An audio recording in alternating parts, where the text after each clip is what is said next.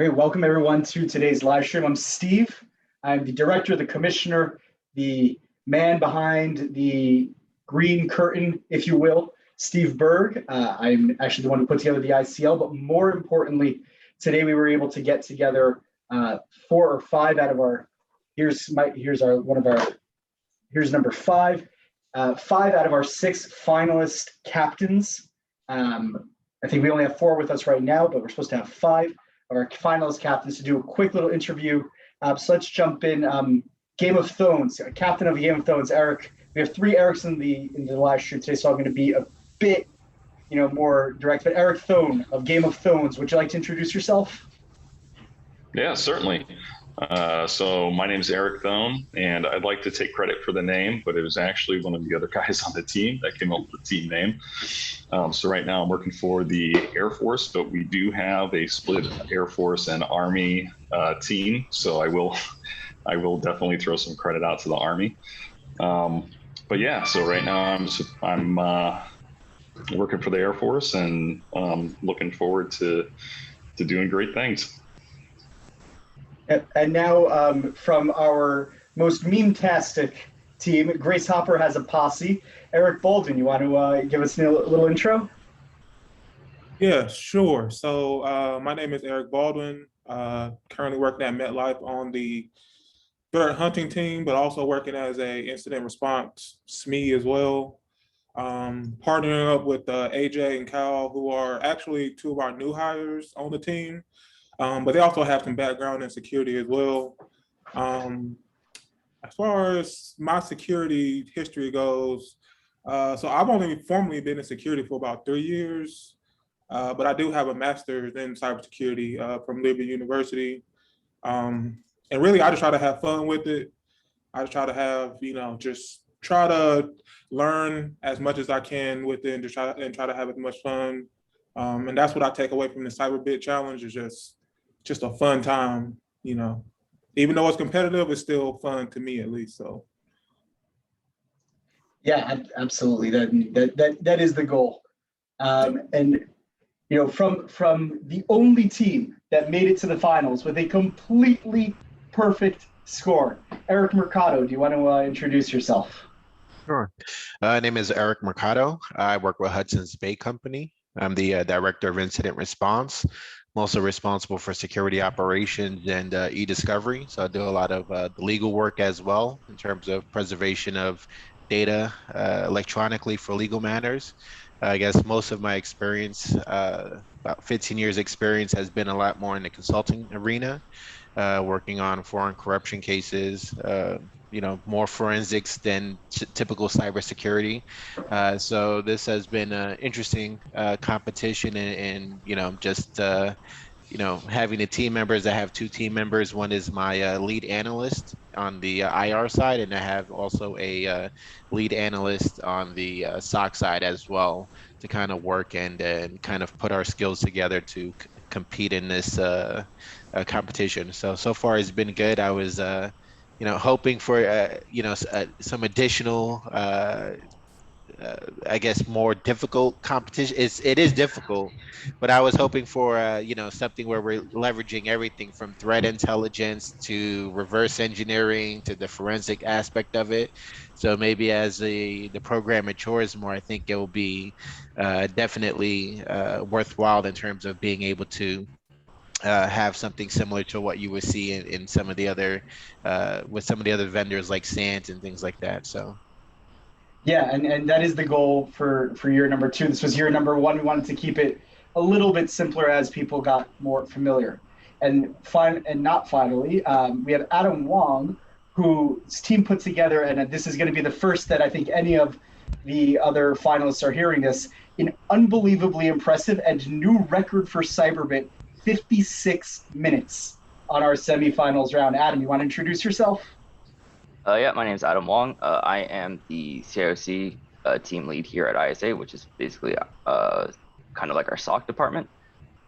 So on my team, I have two of my senior tier 2 analysts who are helping me with this competition.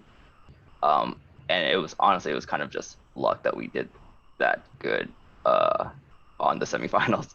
Like it was basically like the second we we got in, we looked at the alerts, we saw the machines to RDP2, we're like, all right, let's go for it. And then it just so happened like everything that we normally check for was like it returned like the first hit for all the IOCs. That's fantastic. And last but absolutely not least, from a company's name who I have just only recently learned to pronounce, Michael Getachew. I don't want to pronounce your company's name. I know I'm going to get it wrong, so I'm going to let you introduce yourself. Hey, yeah, Schlumberger, that's how you're supposed to pronounce it. But yeah, oil and gas company. It's been quite an adventure so far. I'm the lead cyber SOC engineer at Schlumberger SOC. So we have a global SOC. I was able to have two of the analysts on my team here join me for the competition.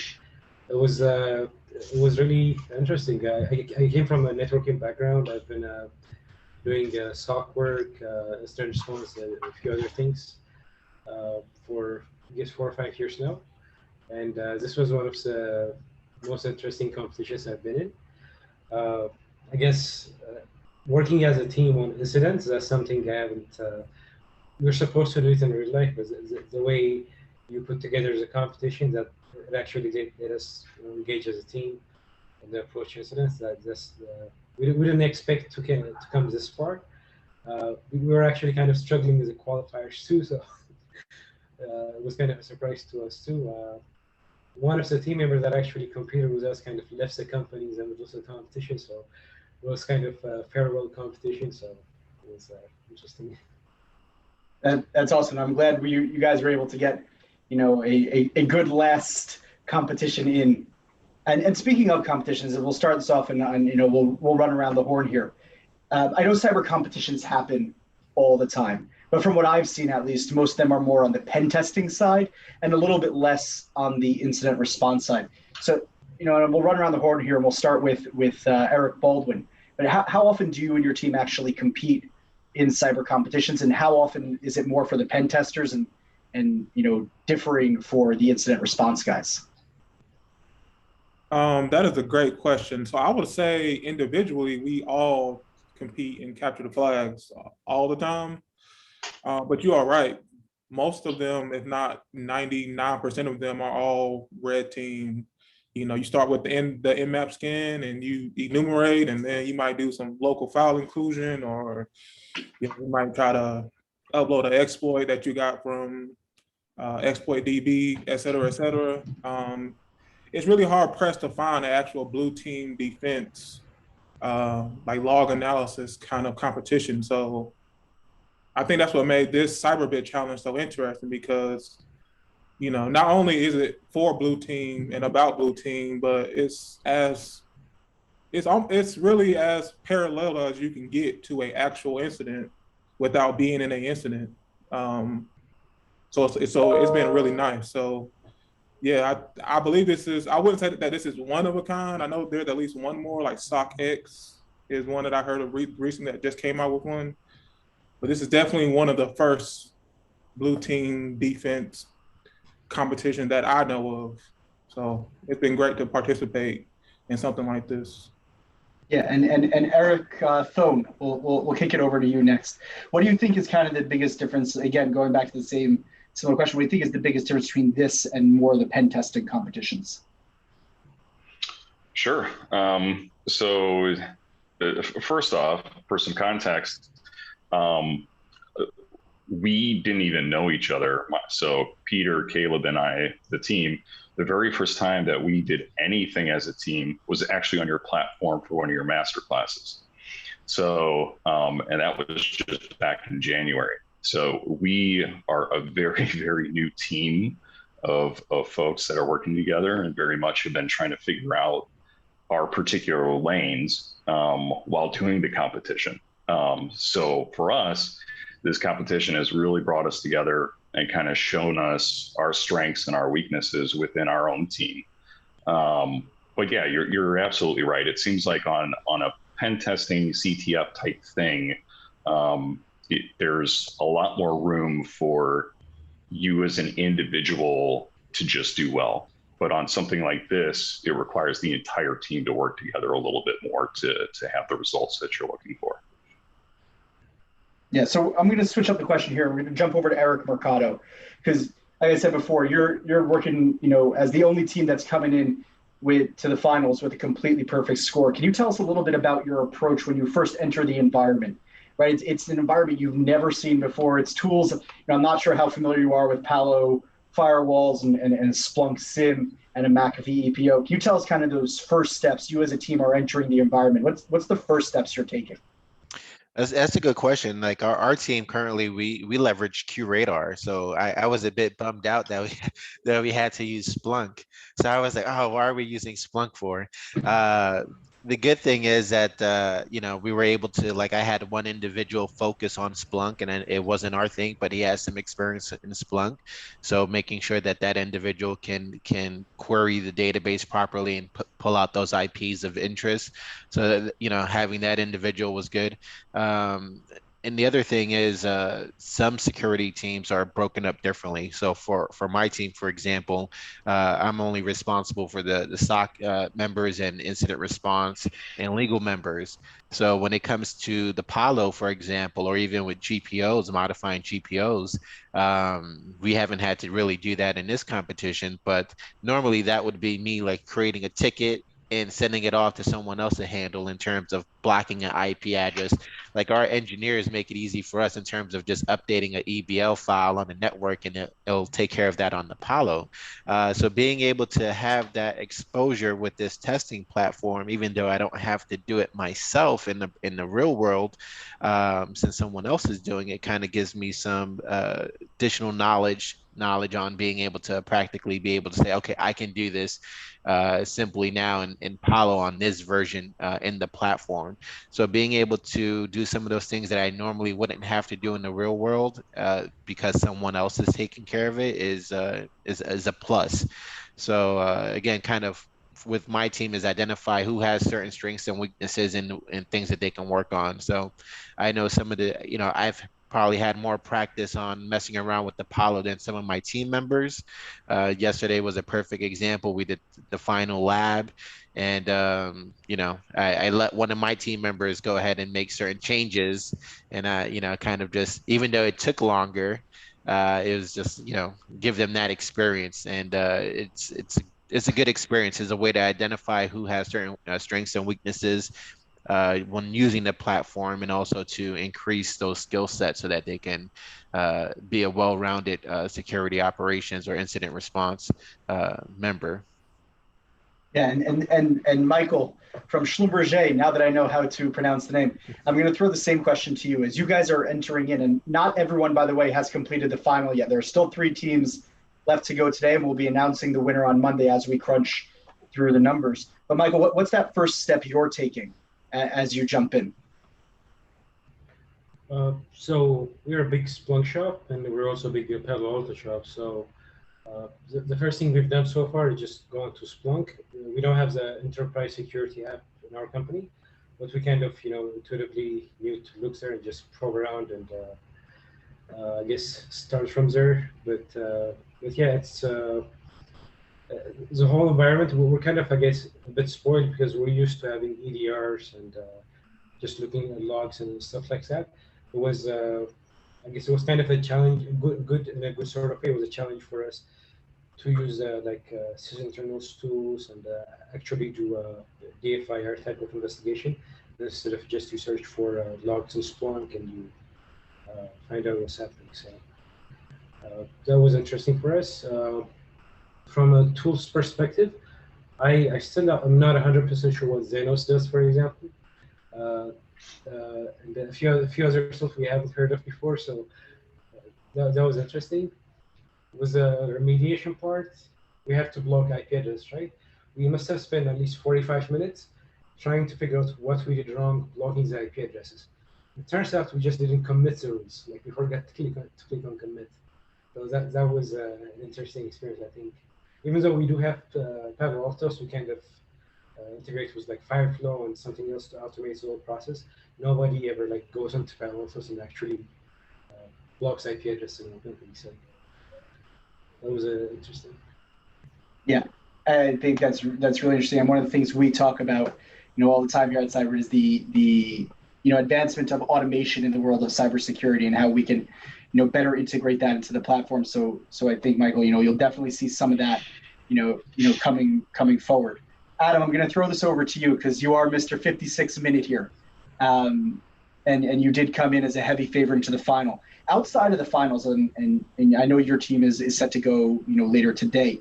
But what's been your most challenging moment so far, beyond any platform issues that you may have discovered, just to kind of a straight, from the attack scenarios themselves? So kind of like, I mean, the first one is like, it's very similar to what was mentioned before.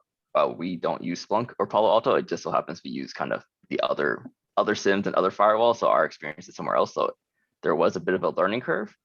But something we kind of noticed was like, depending on the scenario, our teamwork kind of improved or like suffered depending on what we could do. For instance, like if we could only RDP to one machine, then it was just a lot of us kind of just sitting around waiting to hear what the other guy found. Even when they shared the screens, like to us, it felt like we weren't being as productive as we could using the time allowed. Yeah, and now I'm going to throw this out, and we'll go around the horn here for this question. But one of the things that we were trying to do here is find the best cyber defense team in the Americas. And part of that, I think there's a whole bunch of different skills, and both from those technical skills and the soft skills. There's a lot of skills that come together to create what we call an elite cybersecurity professional. And we'll start with, and we're going to go around the horn on my screen here, and I know it looks completely different to you guys, but we'll start with Eric Thone. What do you think is kind of that out of all your technical and soft skills, that one skill, if you could put your finger on it, that would really categorize a cyber pro as a member of the elite? Probably just for me, I think it would be being a chameleon.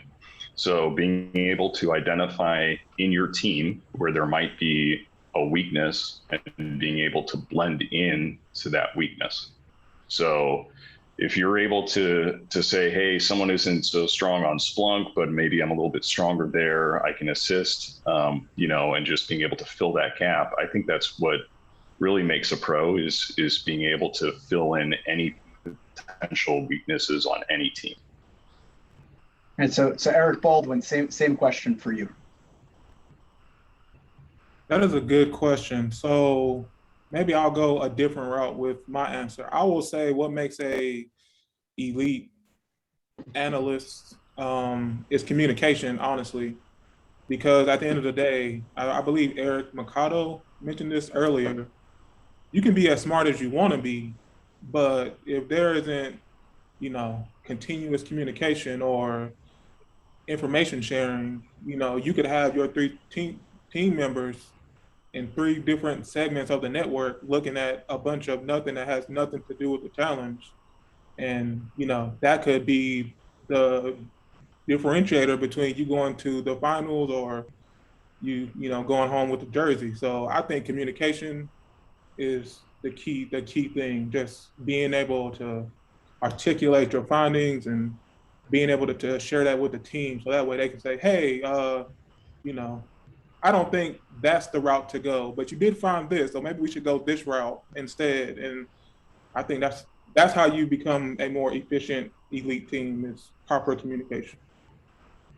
And so Eric Mercado, both of them said sort of unique things. Is there anything you feel we should be adding to the equation? Sometimes I feel is also an art form. So you definitely need people that have the technical skills, and you need someone to also communicate and delegate and make sure that they're getting the job done. But sometimes you have some individuals that are too skilled focused or tool centric focused. And sometimes you need to be able to sit back and kind of look at the scenario and see what's going on behind the scenes, as attackers are finding clever ways of circumventing some of the security controls that are in place. So sometimes I think people that make the best defenders probably have some more knowledge on the red team side. They kind of know how to attack an environment, what to look for. So if you see someone that's attacking an IIS server, for example, or doing a reverse shell, you're going to know that there's probably some kind of artifact that's on that IIS server that's allowing that to happen, and you kind of know what breadcrumbs to follow. So it just comes with the experience, having the right mixture of technical skills, soft skills, and also being able to look back and see what's going on either with traffic or events that you picked up in your sim. So it's just a combination of everything. Yeah, and Adam? I would say kind of like being open-minded and having that kind of drive to know more. Like it's not so much just kind of reading an alert, it's kind of asking questions like, why is this triggering? Why is this happening? Should this be happening type thing, and not just kind of accepting an alert as kind of as is. There should be some sort, you should be kind of asking yourself more questions. So someone who's a bit more curious, who wants to find the other details. Yeah. And Michael?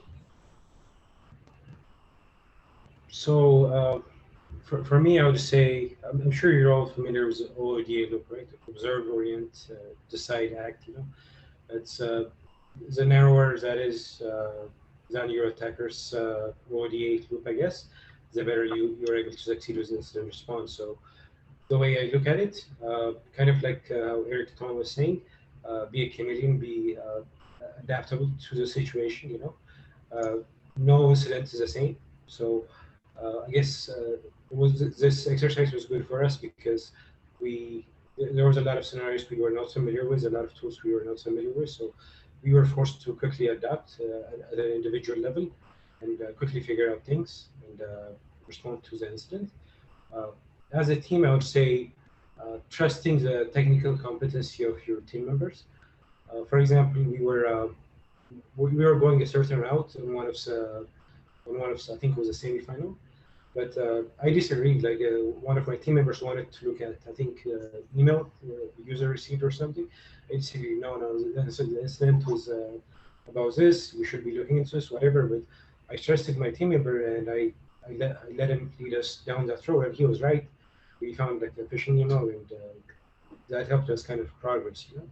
So I guess working in a team like this lets you know the competency of your team members. So in real life, when you have an actual incident, you can trust each other more and react better, I guess. Yeah, I absolutely agree. I think, having faith in your teammates is a huge, huge portion of this. So I know for some of you, you only have half an hour until your next scenario starts. Some of you have already completed it. Like I said before, we're going to be announcing the winners on Monday. It's going to be super exciting. As some of you know, we only planned to have 4 teams in our finals, but 6 of you scored perfect scores. The timing wasn't that different that we really, besides for ISA, who came in about an hour and a half before everyone else, we really are super excited to announce the results as soon as we have them. I don't even have all of them in front of me yet. So we're super excited to announce them. We're super excited to see what you guys can do. And I know we're going to be in touch with every single one of you after the competition because this has just been the most exciting thing for us to watch and see how you guys perform. And I'm super happy we were able to get all you in a room, together just to do a quick pre the end of the finals interview. Thank you very much, guys. I really appreciate you giving your time. Thank you. Hey, thanks for having us. Thank you, Stefan.